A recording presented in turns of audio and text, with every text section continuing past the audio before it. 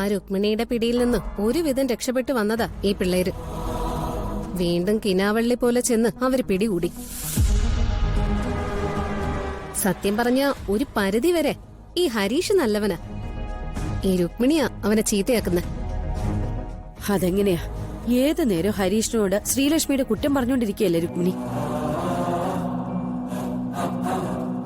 സ്വന്തം അമ്മയല്ലേ ഇങ്ങനെ പറഞ്ഞോണ്ടിരിക്കുന്നേ?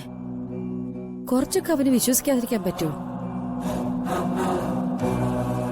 എന്നോട് പിണങ്ങേണ്ട ഒരു കാര്യവും ഞാൻ ഹരീഷിനോട് ചെയ്തിട്ടില്ല.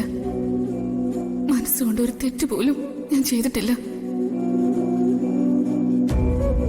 ഞാൻ അത്രത്തോളം ഹരീഷിനെ സ്നേഹിക്കുന്നു. എന്നിട്ടും എന്തുകൊണ്ടാ ഹരീഷ് എന്നോട് ദേഷ്യപ്പെട്ടത്? എന്നെ കാണാതിരിക്കാൻ ഹരീഷിന് എങ്ങനെ കഴിയുന്നു?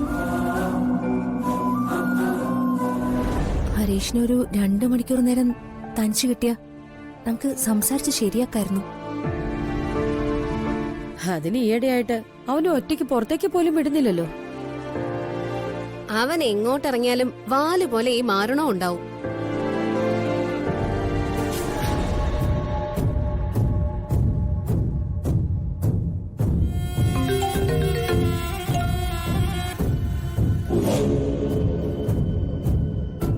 മോളെന്തിനാ ഫോൺ കിട്ടിയത്?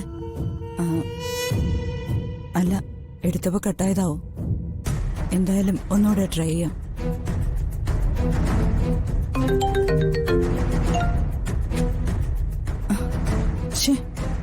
ഇതെന്തു പറ്റി? ചിലപ്പോ ഇങ്ങോട്ട് വരുമായിരിക്കും. എനിക്ക് നിങ്ങൾ 3 പേരോടും കൂടെ ഒരു അപേക്ഷയുള്ളൂ.